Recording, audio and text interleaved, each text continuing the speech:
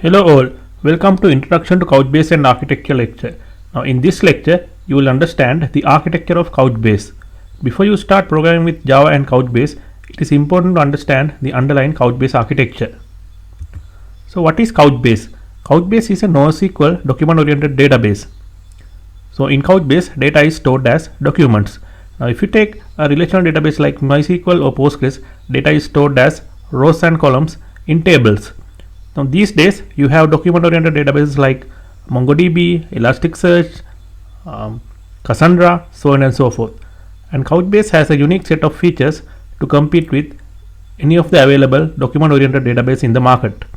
And it has a flexible data model. And the data model is schemaless, so you can add or remove fields in a more efficient manner. And to implement highly agile business requirements, Couchbase is an ideal pick because of this flexible data model. And it has a powerful query language called N1QL or NQL.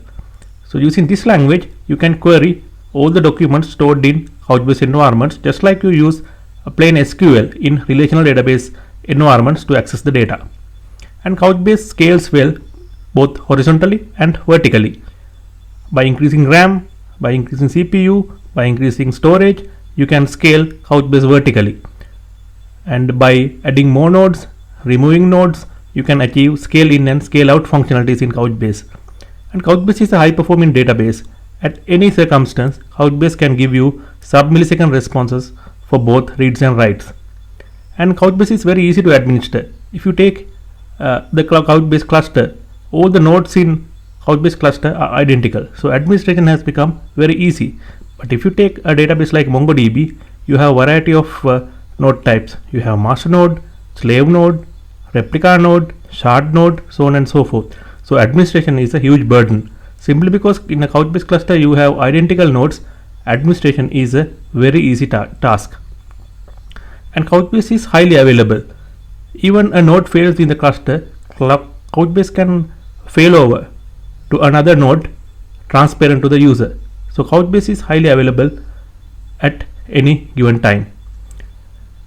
And it supports XDCR replication. So this is very important when you implement disaster recovery. XDCR stands for cross data center replication. So you can replicate your on-premise data center to a remote data center using this XDCR functionality, and you can recover from disaster scenarios very easily in quick time. And Couchbase is available in multiple editions. You have open source edition, you have community edition, and you have enterprise edition. If you are a developer who has a real enthusiasm on understanding the Couchbase code, on contributing to the bug fixes of Couchbase code base, on contributing to the feature implementation of Couchbase environment, then open source edition is the one for you. And community edition comes with set of binaries. It is a curtailed edition of enterprise edition.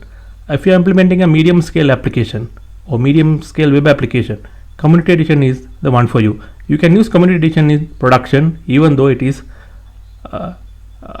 having less features than enterprise edition. And if you want to use fully fledged set of functionalities, then you have to use enterprise edition, and you have to pay license fee if you use enterprise edition. In enterprise edition, you have features like N1QL for analytics, eventing service, advanced security features, so on and so forth. So based on your requirement, you can pick the version you want. Now in the right side, you will find the customers who are already using Couchbase in their enterprise use cases. We have Cisco, Verizon Wireless, Ryanair, Red Bull, United Airlines, LinkedIn, eBay, Tommy Hilfiger. Now those are some of the big brands which uses Couchbase in their enterprise use case implementations. So in your organization, if you come across any use case that requires a document database, please do not hesitate to use Couchbase because it is a battle tested database. So let's have a look at the Couchbase architecture. Right now in the diagram in the below, you have 6 node cluster. In each node you have identical set of services. You have cluster manager, you have data service, you have index service, you have query service, you have search service, manage cache, storage. If you take cluster manager, the major functionalities of cluster manager are check for node failures, check for node additions, authentication, node rebalancing, so on and so forth. If you take data service, the major functionality of data service is to support data retrieval and data insertion, and also it supports managing view indexes. And if you take index service, it will help you to manage all the nickel indexes. If you take query service, it will help you to perform queries on data nodes. And if you take search service, it will help you to manage full text search indexes. And using manage cache, you can reduce the latency to respond to user requests, and storage will store data in physical manner. Okay, so if you take all the nodes are identical, so administration has become very easy. The governance is very easy. Now on the top of your diagram, you will see the client view of the cluster.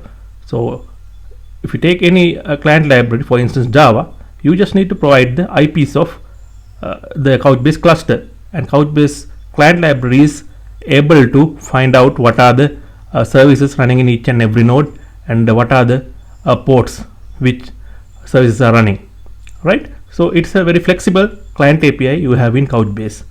So this is the helicopter view of Couchbase architecture. Okay, now we'll see how buckets and vBuckets are organized in a Couchbase environment, right? So in your left side, you will see the clients who are preparing all the documents and will be transmitted to the Couchbase environment. So in the Couchbase environment, the documents are stored in buckets. So buckets are nothing but databases which holds all the documents, right? So according to business requirement, you can categorize your documents according to the buckets you want. Okay, and if you take any bucket, the bucket will be distributed across all the nodes in the cluster. So let's say you have 3 nodes, so this bucket will be distributed across all 3. Okay, so the bucket is divided into 1024 virtual buckets. So based on virtual bucket groups, you can spread the entire bucket across all nodes. Let's say you have 3 node cluster, so you can divide your virtual bucket ranges like this. So 1 to 341 virtual bucket will stay in node 1. 340 to 682 virtual buckets will store in node 2. So 683 to 1024 virtual buckets will store in node number 3. So you can see, based on virtual bucket numbers, you can distribute the entire bucket across all 3, right? So this is called sharding. So when a document comes to the Couchbase cluster environment, based on a hash function, document will be stored in either of these 3 nodes, right? And all the reads and writes coming to that particular document will go through the same node, and the replica of this bucket segment can be stored in node number 2, and the replica of this virtual bucket set can be stored in node number 3, and the replica of this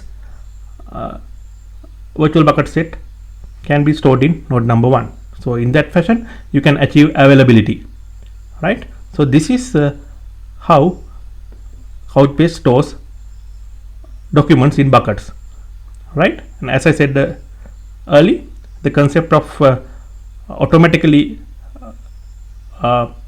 dividing the buckets into virtual bucket is called sharding, right?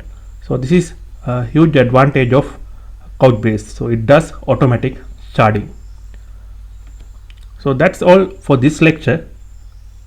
I'll see you in the next lecture. Thank you.